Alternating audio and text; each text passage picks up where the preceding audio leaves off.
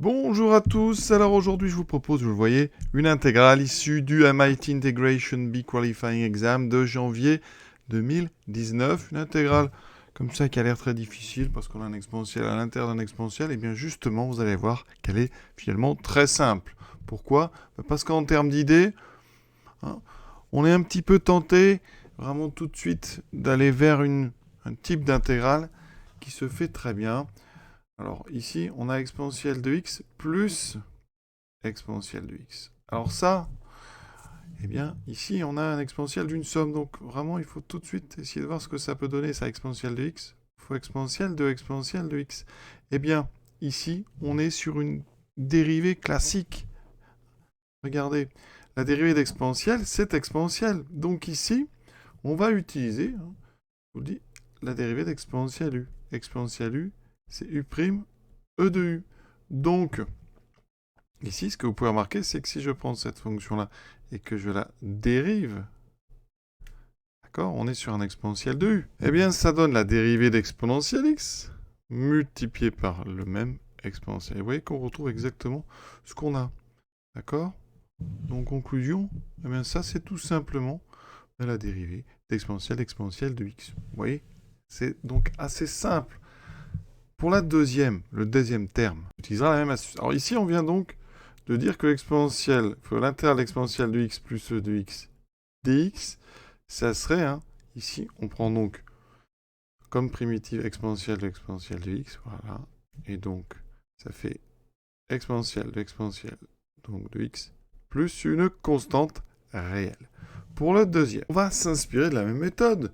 Exponentielle de x moins e de x, c'est donc exponentielle de x exponentielle de x, voilà.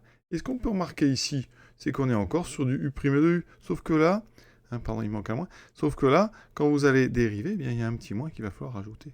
Donc ça, je vais le mettre sous la forme moins e de x, e de moins e de x. Et donc, forcément, vous avez compris, quand on dérive exponentielle de exponentielle ici avec un moins, ici, si je dérive, j'obtiens moins exponentielle de x, exponentielle de moins exponentielle de x. Donc, conclusion, l'intégrale de e de x moins e de x dx, ça sera entre crochets, donc moins exponentielle de moins e de x, et donc je trouve moins e de moins e de x, plus donc une constante ici. Je vais mettre une autre. Donc, conclusion, eh bien, le résultat de mon intégrale là-haut, ça sera donc exponentielle de x plus e de x, moins exponentielle de x, moins e de x, plus une constante ici, réelle. Pour ceux qui aiment les changements de variables, on va poser un u égale à e de x. Donc du égale à e de x dx. Mon intégrale, qu'est-ce qu'elle va donner? Ça sera l'intégrale donc de ici. Alors, vous avez e de x plus e de x, d'accord? Donc je resépare comme tout à l'heure. J'ai ceci plus e de x, e de moins e de x dx. Je fais mon changement de variable. E de x, c'est u. Ici, j'ai u, e de, ici, e de u. Plus, ici, u, e de moins u. Mon dx, alors.